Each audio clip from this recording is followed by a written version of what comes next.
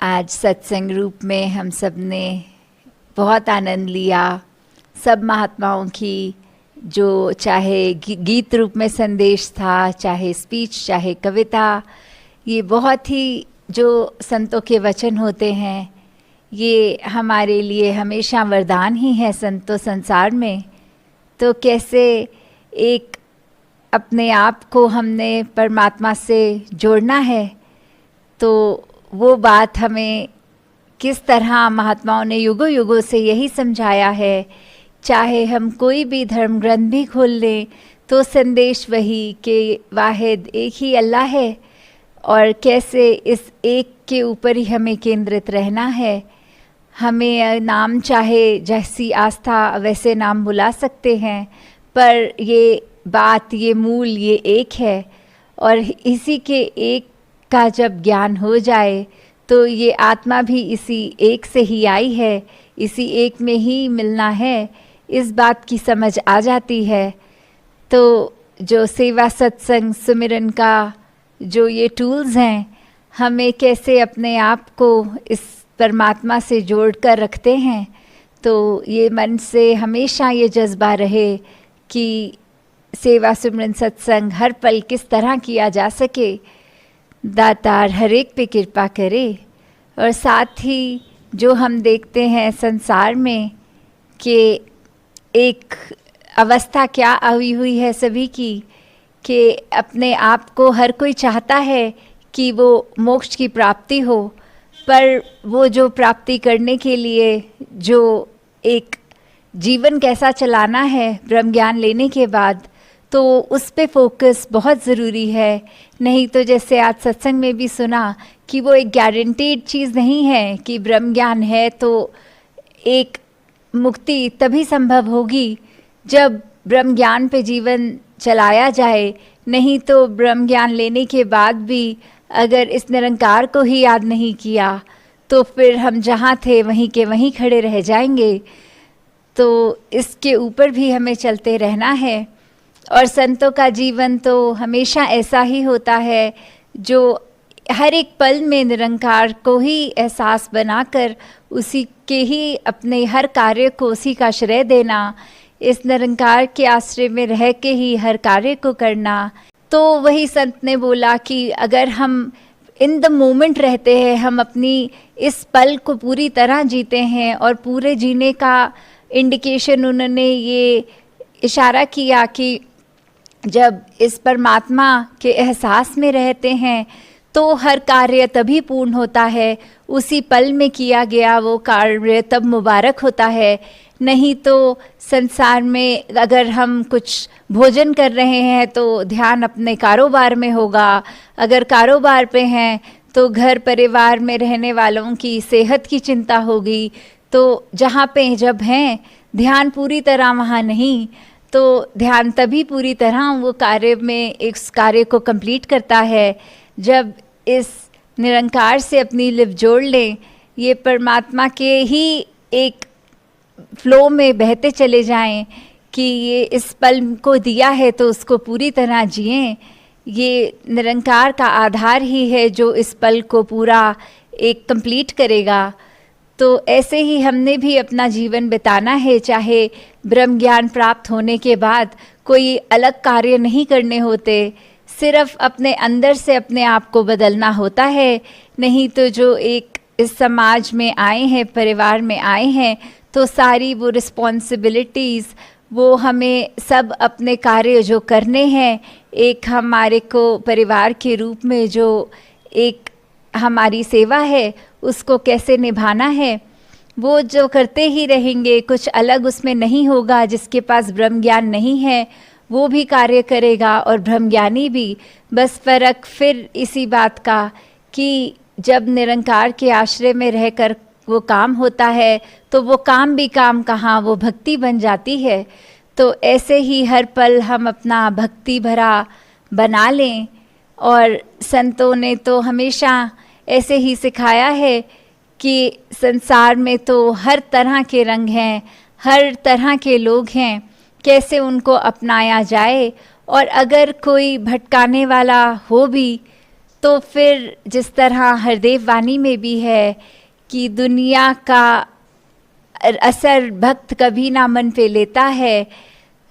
कभी अपने विश्वास को कम ना होने देता है,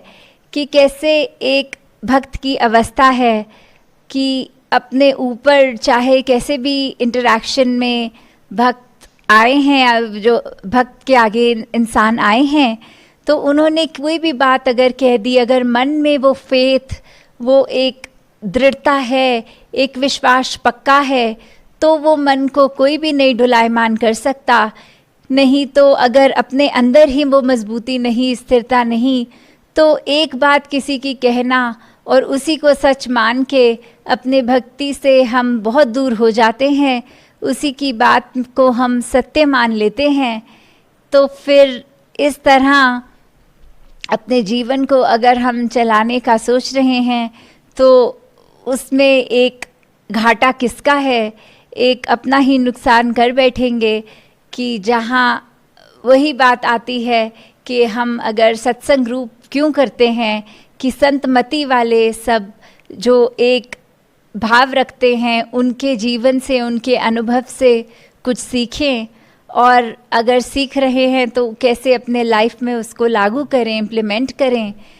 तो अपने आप को हमेशा उसी रास्ते पे की शिक्षा ग्रहण भी करनी है, अपने जीवन में ढालनी भी है, और फिर कर्म रूप ऐसे बनाने हैं कि वो हम चलते फिरते प्रचार स्वयं बन पाएँ। तो इस तरह का जीवन संतों का होता है। और हमें एक जो कोई है भी अगर इंसान जो कोई अफवाहें फैला रहा, तो किस तरह अगर उससे भी जाके बात करनी है, उसको भी समझाना है। तो वही बात जो अक्सर सत्संग में भी सुनते रहे हैं कि जो की फैक्टर्स होते हैं वो उसको समझाया जाए कि क्या आपने अपनी नज़र से ये घटना देखी है या किसी ने आपको बताई है। अगर किसी ने बताई है तो पहले अपने फैक्ट चेक करें और फिर औरों में वो बात फैलाएं। और अगर वो आपने सचमुच आँख से देखी है बात, तो अगर वो किसी का हित की बात नहीं तो उसको ना बताया जाए, वो अपने तक रखा जाए। और यदि वो व्यक्ति आपका करीबी है तो उसको किस तरह एक एकांत होकर उसके साथ उसको समझाया जाए कि ऐसे बोल वचन कर्म आपके ये शोभा नहीं देते, किस तरह वो कर्मों को चेंज किया जाए, आपकी इंटेंशन को चेंज किया जाए। तो ऐसे ही अगर हम फोकस्ड रहें तो फिर वो एक अफवाहें भी धीरे धीरे लाइफ से ख़त्म हो जाती हैं। फिर वो चाहे निंदा चुगली कोई भी नाम दें, कि एक वो ऐसी बातें करने में आनंद नहीं आता, फिर वो मज़ा नहीं आता। धीरे धीरे वो अपना ध्यान सिर्फ परमात्मा, सिर्फ संतों के वचनों पर चलाने के ऊपर आधारित जीवन करने के लिए ध्यान रहता है। तो हम किस तरह अपने आप को बदलें, और वो बदलाव संभव है क्योंकि एक इंसान इस तरह बना होता है कि जीवन भर एक सीखने का इच्छुक ही रहता है। तो अपनी अगर गलतियां भी सामने आ रही हैं, वो कैसे बदल के अपने रवैये को नई शिक्षाओं पे चलना है, तो वो एक कैपेसिटी है, सिर्फ एक मन है जिसको बनाना होता है। और ये तो सत्संग में हमने शुरू से ही सुना कि कितना इस निरंकारी मिशन की दायत कि हम इतना इजी हो गया सब कुछ जब हमने अपनी ईगो ही खो दी, जब दूसरे के चरणों में सर रख दिया, एक धनंकार रूप कर ली। तो वो चरण रज जब शीश पे ही ले लिया तो फिर वो अहंकार कहाँ रह गया। तो फिर एक हम जब अपने मन को ही, अपने आप को ही सबसे श्रेष्ठ नहीं मानते, तो फिर एक अपने ऊपर हम हमेशा यही मानते हुए चलेंगे कि ये संसार, ये आए हैं हम इस संसार में, तो फिर एक परमात्मा के रंग में रंगे रहें और इस धरती पे वरदान बने। अपना जीवन हम हमेशा जैसे युगों युगों ने संतों ने समझाया, वो चाहे किसी भी तरह से उस समय के अनुसार के एग्जाम्पल्स होंगे, आज हम कंटेम्प्रेरी ज़माने में उसको कैसे लागू कर सकते हैं। वो शिक्षाएं पुरानी नहीं होती, बस वो सिचुएशंस अगर अलग हैं कि अगर किसी समय उदाहरण दिया जाता होगा कि सिर्फ चलने का माध्यम सिर्फ पैदल ही है, तो आज वो बात अगर देखी जाए तो साइंस की तरक्की की वजह से वो गाड़ियाँ, वो जहाज, ऐसे अन्य हमारे पास प्रोविजंस हैं कि हम अपनी यात्रा को कर सकते हैं। तो वो बात अगर देखी जाए तो उस समय कुछ जो होगी वो आज अगर बदल भी गई तो उसमें से मूल शिक्षा क्या है, उस पे अपने आप को फोकस करें। तो एक वो भी बात कि जहाँ हम एक चीज़ को उठा रहे हैं, अगर पुराने उदाहरण को, तो उसकी शिक्षा को अपनाएं, ना कि लिटरली उस एग्जाम्पल के ऊपर जाएं कि उस समय तो ऐसे होता था। जैसे आज सत्संग में भी जिक्र हुआ कि किस तरह एक नृत्य पसंद जब गुरु को, तो शिष्य ने भी वो 12 साल एक नृत्य सीखा कि गुरु पसंद हो। तो अगर हम यही बात पकड़ के बैठ जाएं कि शायद गुरु को खुश करने का नृत्य ही तरीका होता है, तो वो उस समय की भक्ति के अनुसार बात वैलिड थी, पर आज अगर नहीं है तो क्या आज का संदेश है उसको पकड़ा जाए। तो दातार हर एक के अंदर ये चेतनता भी बख्शे कि नीड ऑफ द आवर जो है उसमें किस तरह अपने आप को ढाला जाए। और काफ़ी बार एक आपस में जो दो व्यक्तियों की अगर बात है तो ये अजम्पशंस भी बहुत बड़ा रोल प्ले करती हैं कि काफ़ी बार ऐसे लगता है कि वो जो व्यक्ति आया है कमरे के अंदर वो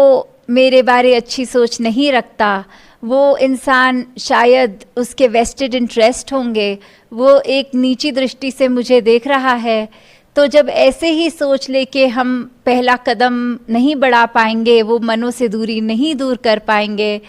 तो कैसे हमें हर एक को, जो वो दासी अक्सर बेनिफिट ऑफ डाउट वाली बात करती है कि अगर एक कार्य किसी से ऐसा हो गया तो अपनी विचारधारा उसके बारे में एक सर्टन बनाने की बजाय उस सिचुएशन को एक ब्रॉड माइंडेडनेस से सोचें कि अगर ऐसा हुआ है तो पीछे क्या पॉसिबल कारण रहे होंगे, उस व्यक्ति ने ऐसा किया है तो पीछे उसको ऐसा करने को अगर है उसने किया तो वो उसके पीछे रीजनिंग क्या है। तो जब तक ये निरंकार ने हम सबको जो बुद्धि दी है उसमें अपनी चेतनता और रीजनिंग लगाते रहेंगे तो हम किसी के बारे में अपनी विचारधारा इतनी संकीर्ण नहीं बना लेंगे कि उसका मन पे बोझ बना लें स्वयं।